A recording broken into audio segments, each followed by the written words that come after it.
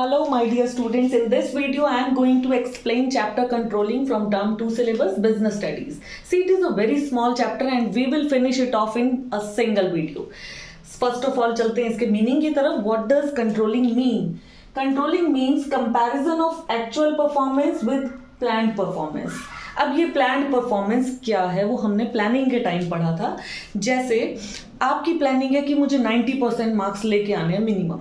अब प्लानिंग है but actually जब आप टेस्ट देना स्टार्ट करते हो you are getting 60%, you are getting 65%, sometimes you are getting 70%. अब आपका एक्चुअल परफॉर्मेंस क्या है? ये जो 60, 65 और 75 आ रहा है.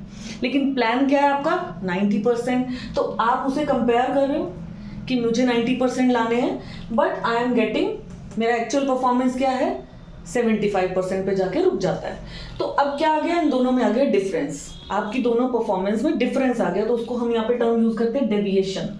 अब अगर कोई डेविएशन है, आपने कंपेयर किया अपनी परफॉर्मेंस को, आपकी आ गई डेविएशन, डिफरेंस आ गया. अब आप उसका रीजन फाइंड आउट करोगे, कारण तो ढूंढोगे कि क्या मेरी रिवीजन में कमी है, या मेरा राइटिंग पोर्शन वीक है, या मुझे समझ नहीं आ रहा, या मुझे एग्जाम फोबिया है. प्रॉब्लम क्या है? आखिर हमारा प्रॉब्लम क्या है, हम वो देखेंगे. तो आप क्या करोगे? रीजन फाइंड आउट करोगे, क्यों ये डेविएशन आ रहा है. अब आपको पता चल गया कि मेरा शायद ये वाला पोर्शन वीक है, तो आपने कुछ करेक्टिव एक्शन लिया, उस पर काम करना शुरू किया to stop the deviation in future, कि आपकी एक्चुअल परफॉर्मेंस में और प्लान परफॉर्मेंस में डिफरेंस ना आए. तो कंट्रोलिंग को हमने क्या किया है, कैसे सीखा है? पहले हम एक्चुअल परफॉर्मेंस को प्लान से कंपेयर करेंगे. So controlling means comparison of actual performance with plan performance. इसको स्टैंडर्ड परफॉर्मेंस भी बोलते हैं, प्लान परफॉर्मेंस को. And if there is any deviation then find out the reason for the deviation and take corrective action to stop that deviation in future. अब controlling के दो aspects हैं, important aspects हैं. एक होता है स्ट्रेटेजिक कंट्रोल और एक होता है ऑपरेशनल कंट्रोल. कभी कभी क्या होता है कि आपने ऐसे ही सोच लिया कि मेरे 70% मार्क्स आ जाएंगे, बट आपने थोड़ी सी प्रिपरेशन की, एग्जाम दिया, आ गए 80%. भाई आपके अंदर टैलेंट है और आप उसको देख नहीं पा रहे, मतलब आपके प्लान में ही कमी रह गई. आपने तो सोच लिया मेरे 70% आ जाएंगे, बट आप नॉर्मल सा वर्क किया और 80% पे पहुंच गए. तो इसका मतलब क्या मिसमैच हो रहा है? आपके प्लान और स्ट्रेटजीज ही मैच नहीं हो रहे. ठीक है, आपकी प्लानिंग ही सही नहीं थी, आप तो उससे बेटर कर सकते थे, आपका प्लान ही सही नहीं था. इस चीज को कंट्रोल करना इज कॉल्ड स्ट्रेटेजिक कंट्रोल. दूसरा होता है ऑपरेशनल कंट्रोल, मतलब जब हमारी एक्शन या एक्टिविटीज में कोई फॉल्ट हो. प्लान हमारा ठीक है, माई प्लान इज ओके कि 70% लाना है, ठीक है, मैं इससे ऊपर नहीं ला सकता, 70% लाना, मेरा प्लान ओके है, बट मेरे एक्शंस या एक्टिविटीज ऐसी नहीं हो रही, मैं 70 भी नहीं अचीव कर पा रहा. इस चीज को हम क्या कहेंगे? Operational control. Right, strategic control means planning में प्रॉब्लम है, ऑपरेशनल कंट्रोल मीन्स एक्शन या एक्टिविटी में प्रॉब्लम है. तो ये हमारा मीनिंग और कुछ एस्पेक्ट्स हुए. इसका स्क्रीनशॉट लीजिए, फिर चलते हैं इसके फीचर्स की तरफ. Now see what are the features of controlling. These four are the features of controlling. Number one is goal oriented. हम प्लान परफॉर्मेंस हमने पहले कर लिया था, हमने सेटअप कर लिया कि ये हमारा स्टैंडर्ड परफॉर्मेंस है, ये हमें अचीव करना है. अब हम जितनी भी एक्टिविटीज कर रहे हैं, जो भी काम कर रहे हैं, किस लिए कर रहे हैं? अपने उस गोल को अचीव करने के लिए.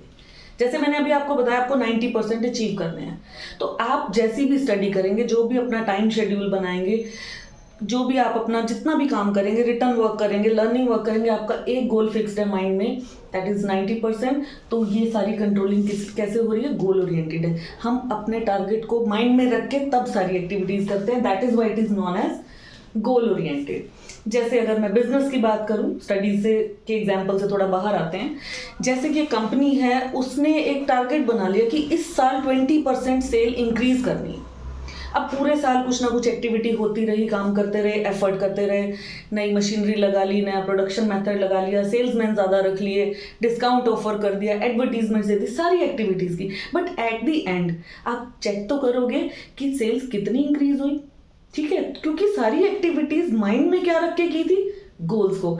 इसलिए कंट्रोलिंग को गोल ओरिएंटेड फंक्शन कहते हैं. दूसरा फीचर है all pervasive function. Pervasive means universal, जिसकी ज़रूरत हर जगह है.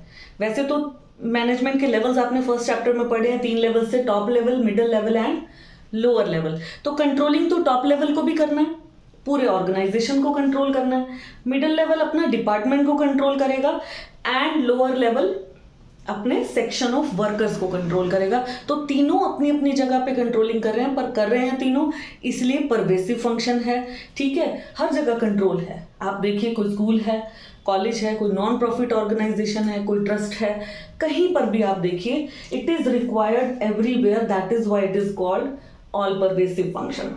तीसरा आता है हमारा backward looking as well as forward looking. Backward looking कैसे?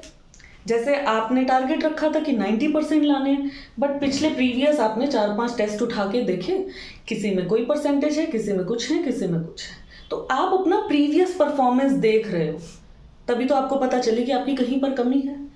बट क्योंकि आप कंट्रोल नहीं कर सकते प्रीवियस परफॉर्मेंस को, तो जो आप एक्शन लेने वाले हैं वो फ्यूचर के लिए लेने वाले हैं।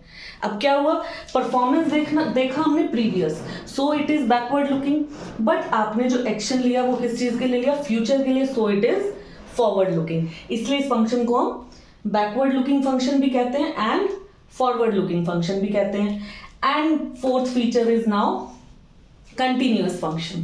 कंटिन्यूअस मीन्स कंट्रोलिंग जो है वो एक ऑनगोइंग प्रोसेस है। जब तक ऑर्गेनाइजेशन सरवाइव करेगा तब तक कंट्रोलिंग करनी पड़ेगी।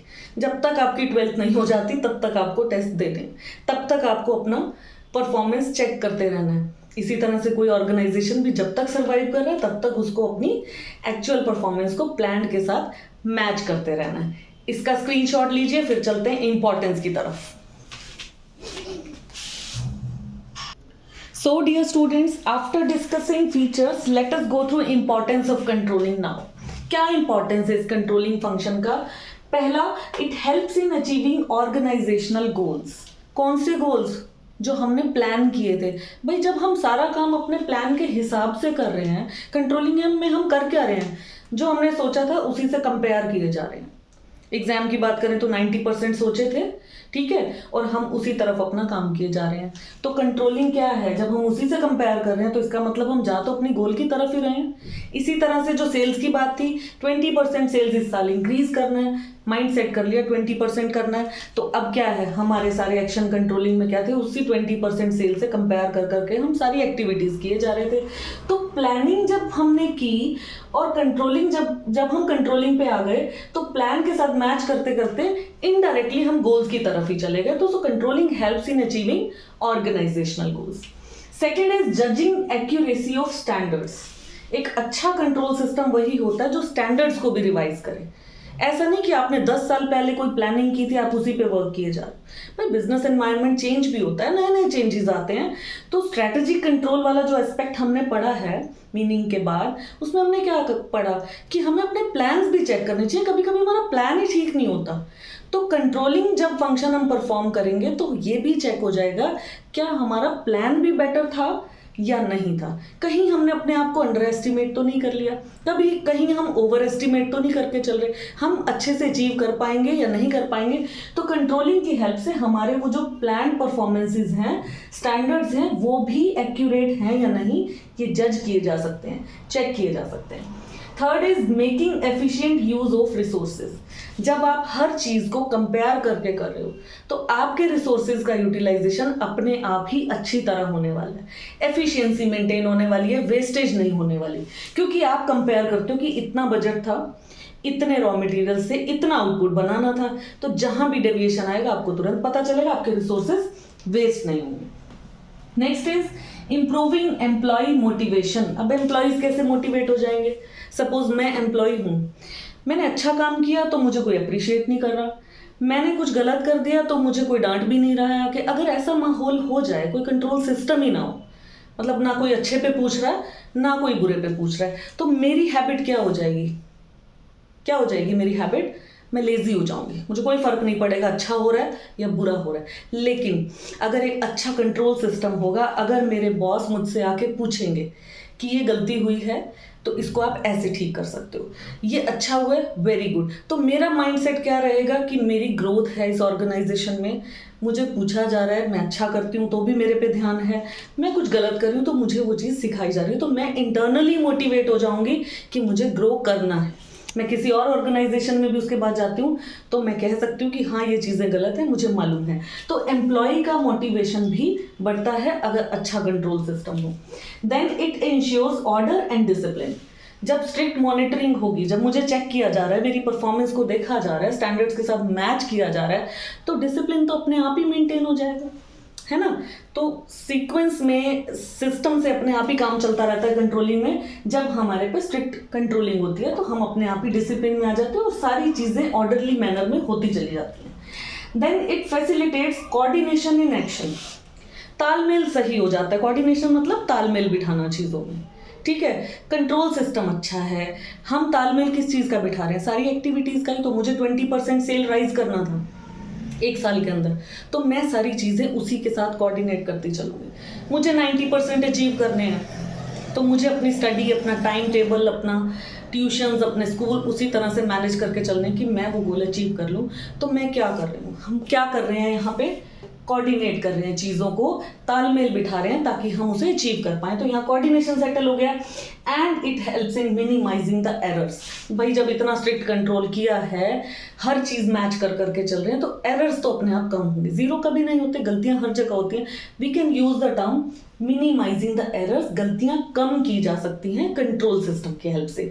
इसका स्क्रीनशॉट लीजिए बेटा। प्रोसेस की तरफ चलते हैं इसके बाद जल्दी से। Now see these are the points of process of controlling. क्योंकि ये प्रोसेस है तो सबसे पहली ज़रूरी बात हमें क्या ध्यान रखनी है, ये सारे पॉइंट्स स्टेप वाइज आएंगे। बाकी क्वेश्चंस में हम कोई पॉइंट आगे पीछे लिख सकते हैं, but in case of process we have to write all the points serial wise, क्योंकि प्रोसेस है तो स्टेप वाइज ही होगा। First step is setting up of standards. हमने मीनिंग में क्या पढ़ा था कि एक्चुअल परफॉर्मेंस को स्टैंडर्ड परफॉर्मेंस के साथ मैच करना है। तो भाई स्टैंडर्ड होगा तो ही तो मैच करेंगे। तो पहला पॉइंट क्या है? पहले तो आप ये फिक्स कर लीजिए कि आपका स्टैंडर्ड परफॉर्मेंस आप क्या एक्सपेक्ट करें, आपकी एक्सपेक्टेशन क्या है, ठीक है। ज़्यादातर क्या है कि जो ये स्टैंडर्ड्स होते हैं, ये कोशिश ये की जाती है कि ये न्यूमेरिकल टर्म्स में हो। जैसे मैंने आपको मार्क्स के लिखा 90%, मैंने आपको सेल्स के लिखा 20%, ठीक है। इसी तरह से कुछ भी हो सकता है। मेरा टारगेट हो सकता है कि इस साल जो है ना, मुझे 5% प्रॉफिट्स इंक्रीज करने हैं। मुझे कुछ ऐसी एक्टिविटी करनी चाहिए कि मेरे प्रॉफिट्स 5% इंक्रीज हो जाए। तो जब हम स्टैंडर्ड्स को न्यूमेरिकल टर्म्स में कहते हैं ना, तो उसको एम्प्लॉय को समझाना भी आसान हो जाता है और उसको अचीव करना भी आसान हो जाता है। और दूसरी बात, स्टैंडर्ड्स इतने हाई भी नहीं होने चाहिए कि पॉसिबल ही ना हो। भाई मुझे पता है मेरे पास, मेरे ऑर्गेनाइजेशन में जो रिसोर्सेज हैं, उनकी हेल्प से मैं मैक्स टू मैक्स एक दिन में 1000 गुड्स प्रोड्यूस कर सकती हूँ। इतनी मशीनरी है मेरे पास, इतना ही सेटअप है, और मैं स्टैंडर्ड सेटल करके बैठ जाऊँ कि एक दिन में हम तो 5000 गुड्स बना देंगे। क्या फ़ायदा उसका? No use. तो very high standards are of no use. जो मुझे स्टैंडर्ड सेटअप करना है, मुझे अपने ऑर्गेनाइजेशन में अपने रिसोर्सेज के अकॉर्डिंग करना है कि मेरे पास क्या अवेलेबल है, हम क्या अचीव कर सकते हैं। सो हम स्टैंडर्ड फिक्स करते समय इन्हीं बातों का ध्यान रखेंगे कि एक तो वो न्यूमेरिकल टर्म्स में हो तो बेटर। दूसरा ये कि बहुत हाई स्टैंडर्ड्स हमें नहीं फिक्स करने जहां हम अचीव ही नहीं कर सकते। स्टैंडर्ड सेट हो गए। Next step is now measurement of performance. ये कौन सी परफॉर्मेंस है? एक्चुअल परफॉर्मेंस, ठीक है। 20% हमने सेल के बारे में सोचा था, बट एक्चुअली वो कहाँ तक हम पहुँच पाए? वो कम हो गई, ज़्यादा हो गई, बहुत ज़्यादा कम हो गई, माइनर सा डिविएशन है। तो हमें देखना तो पड़ेगा ना एम्प्लॉयज़ ने क्या किया, एक्चुअली क्या किया। और कभी कभी एम्प्लॉयज़ पता है क्या करते हैं, लाइक उसको एक टारगेट दिया कि 100 गुड्स बनाने एक दिन में, ठीक है। अब उसने क्या किया कि आराम से काम कर रहा है। जब हो गया, पूरा दिन हो गया, आराम से काम कर रहा है। अब उसे एकदम घड़ी पे ध्यान जाता है, वो देखता है कि 1 घंटा बाकी है, बट यार आधा ही काम हुआ है। अब क्या करे, उसको तो काम करके देना है। वो क्या करेगा, वो स्मार्टनेस क्या दिखाएगा, वो क्वालिटी को ध्यान देना बंद करके क्वांटिटी पे चला जाएगा। कई बार ऐसा होता है कि उसने क्या किया, क्वालिटी इग्नोर कर दी, बट वो फटाफट अपना जो है स्पीड से काम पकड़ लिया कि मुझे काम निपटाना है। अब ऐसे में क्या करें, यहाँ तो एक्चुअल परफॉर्मेंस सारा बिगड़ गया। तो फिक्स करने से पहले, उसको चेक करने से पहले कुछ हमें क्वालिटी पैरामीटर्स भी फिक्स कर देने चाहिए। मतलब पहले ही बताना चाहिए एम्प्लॉयज़ को व्हाट आर आवर एक्सपेक्टेशंस, हम क्या एक्सपेक्ट कर रहे हैं आपसे, ठीक है। क्वालिटी पैरामीटर भी चेक होगा क्वांटिटी के साथ, तब आप चेक करें एक्चुअल परफॉर्मेंस उसका क्या हुआ है। अब हमने दोनों तरह की परफॉर्मेंस, एक हमने सेटअप किया था कि दिस इज माय एक्सपेक्टेशन, और एक हमने एम्प्लॉय को बताया था और उसको चेक किया कि व्हाट इज हिज और हर एक्चुअल परफॉर्मेंस। अब हम उन दोनों परफॉर्मेंस को कंपेयर करने वाले हैं, जो हमने मीनिंग में पढ़ा, that compare that standard performance with actual performance. यहाँ पे हम करने वाले कंपेयर। अब मान लीजिए 100 गुड्स बताए थे, 100 बना दिए, बात खत्म हो गई, कंट्रोलिंग का प्रोसेस दी एंड। बट क्या करें अगर डिफरेंस आ जाए, सो कॉल्ड डेविएशन जिसकी हम बात कर रहे थे। अब डिफरेंस माइनर सा हो, 100 बोले 99, 98 हो गए, 101 हो गए, माइनर डेविएशन पे ध्यान देने की ज़रूरत नहीं होती, हम उसे इग्नोर कर सकते हैं। बट अगर मेजर डेविएशन हो देन एनालाइज दैट डेविएशन। यहाँ तो कंपैरिजन किया हमने, मैच हो गया, बात खत्म, नहीं मैच हुई, आगे चलते हैं एनालाइजिंग डेविएशन। अब उसको ये तो देखो कितना डेविएशन, ठीक है, माइनर है इग्नोर कर दो, मेजर है तो देखो क्या चीज़ है। इसके दो एस्पेक्ट्स हैं, one is critical point control. Critical point control का मतलब होता है कि आप देखो कि प्रॉब्लम का की एरिया क्या है। की एरिया मीन्स की एरिया वो प्रॉब्लम होती है जो पूरे ऑर्गेनाइजेशन को इफेक्ट करे। कुछ प्रॉब्लम्स ऐसी होती हैं जो सब सफ़र करेंगे, कुछ प्रॉब्लम्स ऐसी हैं छोटी मोटी है, कभी भी सॉल्व हो जाएंगी, कोई प्रॉब्लम नहीं। So you have to find out key area. जैसे सपोज एक प्रोडक्ट आप तैयार करते हो 20 रुपीज़ का, वो रेडी हो जाता है, उसकी कॉस्ट है, बट पता नहीं क्या हुआ, बजट बिगड़ गया या रॉ मटेरियल महंगा हो गया, कोई भी रीज़न हुआ, प्रोडक्शन की कॉस्ट 20 से 25 या 27 पे जा रही है। अब प्रोडक्शन की कॉस्ट अगर बढ़ेगी तो वो हमारे कहीं ना कहीं प्रॉफिट्स पे इफेक्ट करेगी, है ना। मार्केट में तो वो प्रोडक्ट उतने का ही सेल हो रहा है, 30 का सेल होता था, आज भी 30 का हो रहा है, बट पहले हम 20 का तैयार कर रहे थे, we were getting 10 rupees as profit per product. लेकिन अभी 25-27 रुपये खर्च करके बनाएंगे तो प्रॉफिट तो हमारा ही कम होगा ना। की एरिया, क्योंकि ये चीज़ पूरे ऑर्गेनाइजेशन पे इफेक्ट डालेगी, प्रॉफिट्स कम होंगे तो कहीं ना कहीं एम्प्लॉयज़ की सैलरीज पे भी फर्क पड़ेगा, ऑर्गेनाइजेशन लॉस में जाएगा, सबको इनडायरेक्टली और डायरेक्टली ये चीज़ इफेक्ट करने वाली है। तो इसको हम बोलेंगे की एरिया, और की एरिया को इमीडिएट अटेंशन चाहिए होती है। तो डेविएशन किस तरह का है, की है, उसको इमीडिएट अर्जेंटली अटेंड करो। लेकिन कभी कभी ऐसी प्रॉब्लम है, भाई कुरियर कराया था, पहले 50 रुपीज़ लेता था कुरियर वाला, अब 70 मांग रहा है, क्या फ़र्क पड़ता है, ठीक है, उससे पूरे ऑर्गेनाइजेशन पे तो कोई फर्क नहीं पड़ने वाला। तो that is not the key area. तो बात कॉस्ट की नहीं है, बात किस चीज़ की कॉस्ट की थी, प्रोडक्शन की कॉस्ट से पूरे ऑर्गेनाइजेशन पे इफेक्ट पड़ रहा था। तो पूरे ऑर्गेनाइजेशन पे इफेक्ट करने वाली चीज़ को कंट्रोल करना क्रिटिकल पॉइंट कंट्रोल है। दूसरा एस्पेक्ट है मैनेजमेंट बाय एक्सेप्शन। ये क्या चीज़ है कि केवल एक्सेप्शनल केसेस मैनेजमेंट तक जाने चाहिए डिस्कस करने के लिए। छोटी मोटी बातें अगर मैनेजमेंट से डिस्कस करने लगे तो वो अपना मेजर वर्क, प्लान वर्क कब करेंगे, ठीक है। जैसे अगर एक मैनेजर है, हर चीज़ में अगर वो खुद इंटरफेयर करना शुरू कर दे तो वो कभी कंट्रोल नहीं कर सकता। A manager who tries to control everything can control nothing. तो मैनेजमेंट को सिर्फ एक्सेप्शनल केसेस ही देखने चाहिए, ठीक है ना। जैसे अब रूटीन में काम चल रहा है, मशीनरी है, वर्कर है, 2 वर्कर एब्सेंट हो गए, अब आप ये बात भी मैनेजमेंट को बताने जाओगे तो क्या वो सॉर्ट आउट करेंगे? ये तो सुपरवाइजर का काम है, that how he will manage the work for today, है ना। ये कोई इतनी बड़ी बात नहीं है कि मैनेजमेंट तक जाए। लेकिन हाँ, 2 वर्कर आ ही नहीं रहे, वर्क हो ही नहीं रहा, दूसरा एडजस्टमेंट नहीं हो रहा, बजट बिगड़ रहा है, किसी वजह से ऑर्गेनाइजेशन को प्रॉब्लम आ रही है, किसी वर्कर का एक्सीडेंट हो गया, उसका हाथ पैर टूट गया, ये एक्सेप्शनल चीज़ है, तो ये मैनेजमेंट से डिस्कस होनी चाहिए। तो मैनेजमेंट बाय एक्सेप्शन मीन्स केवल एक्सेप्शनल केसेस मैनेजमेंट तक जाए। तो ये डेविएशंस के 2 पार्ट हो गए। अब हमें पता लग गया कहाँ कमी है, कितनी कमी है। Now take corrective action. अब कंट्रोलिंग एंड तो नहीं हो जाएगी, आपको पता लग गया ये कमी है, बात खत्म थोड़ी ना हो जाएगी, उसे ठीक भी तो करना है। सो करेक्टिव एक्शन यहाँ पे हमें लेने पड़ेंगे कि how to stop these deviations, कि फ्यूचर में ये प्रॉब्लम ना आए, हम ऐसा कौन सा एक्शन लें, हमें क्या स्ट्रैटेजीज अपनानी चाहिए कि हम उसे अचीव कर पाएँ। एक्शन लेने के बाद भी प्रोसेस एंड नहीं होता, क्योंकि आप चेक तो करोगे, आपने एक्शन लिया तो आप उसके बाद देखोगे कि एक्शन लेने के बाद भी चीज़ें ट्रैक पे आ गई या नहीं। ट्रैक क्या था हमारा? प्लान्ड परफॉर्मेंस, है ना, यहीं से चले थे हम। ट्रैक क्या था हमारा? जो हमने प्लानिंग में फिक्स किया था वो हम अचीव कर पाए या नहीं कर पाए। तो उसका एक फीडबैक तो बनता है कि एटलीस्ट आप चेक तो कर लीजिए। अब मान लो यहाँ पे भी ट्रैक हमारा नहीं पकड़ा हमने, then again start the process. Standards को चेक करने की ज़रूरत है, परफॉर्मेंस को चेक करने की ज़रूरत है। एक फीचर पड़ा था कंटिन्यूस फंक्शन, यूँ ही तो इसलिए तो कंटिन्यूस है ये, ठीक है ना, इसीलिए ऑनगोइंग प्रोसेस है। आप यहाँ एंड नहीं हो सकते कि ठीक है फीडबैक लिया बात खत्म, अच्छा चल रहा है चलने दो, टाइम टू टाइम उसको रिवाइज करते रहो। अब डेविएशंस भी दो तरह की होती है, एक पॉजिटिव डेविएशन होता है, एक नेगेटिव डेविएशन होता है। पॉजिटिव कब, मान लो प्लान तो किया था 100 यूनिट्स का आउटपुट और एक्चुअल हो गया 120, ठीक है, actual performance is more than plan performance, then it is called positive deviation. और इसका ऑपोजिट हो जाए तो प्लान किया था 100 बट एक्चुअल हुआ है 80 यूनिट्स, तो ये क्या है, negative deviation. So with this topic we are ending this video, the controlling chapter is over here. कोई डाउट्स हो तो आप कमेंट में बता सकते हैं, ठीक है। Till then good bye, thank you, have a nice day, bye bye.